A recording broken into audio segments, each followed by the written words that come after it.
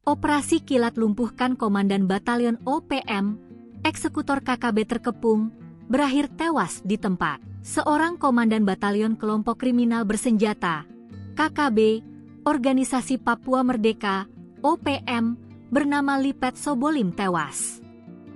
Komandan batalion OPM itu tewas dalam operasi militer usai melakukan ulahnya, melukai warga sipil. Gerak cepat TNI membuat eksekutor OPM itu meninggal dunia setelah sempat dilarikan ke RSUD Dekai.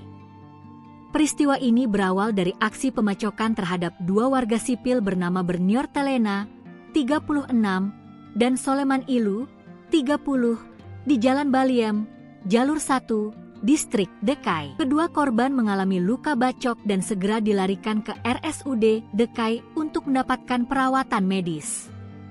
Menindaklanjuti laporan warga, tim gabungan langsung bergerak cepat melakukan penyisiran dan pengejaran terhadap para pelaku. Sekitar pukul 19.55 WIB, tim berhasil menemukan salah satu pelaku utama yang kemudian diketahui sebagai Lipet Sobolim.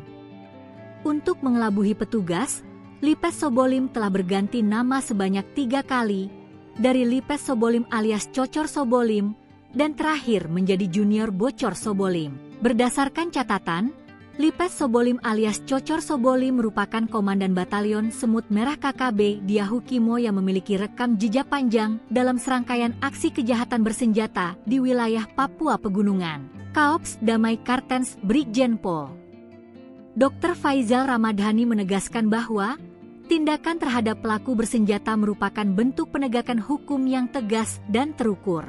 Penegakan hukum yang dilakukan merupakan bagian dari upaya menjaga stabilitas keamanan di wilayah Yahukimo agar masyarakat dapat beraktivitas dengan aman, ujar Brigjen Faizal. Beliau juga menambahkan bahwa setelah tewasnya Lipet Sobolim, aparat keamanan akan meningkatkan kewaspadaan di seluruh pos pengamanan untuk mengantisipasi potensi aksi balasan dari kelompoknya. Sementara itu, Wakaops Damai Kartens Kombes Pol Adarma Sinaga menjelaskan bahwa keberhasilan ini merupakan hasil koordinasi cepat antara tim gabungan Satgas Damai Kartens, Polres Yahukimo, dan Brimob Polda Papua.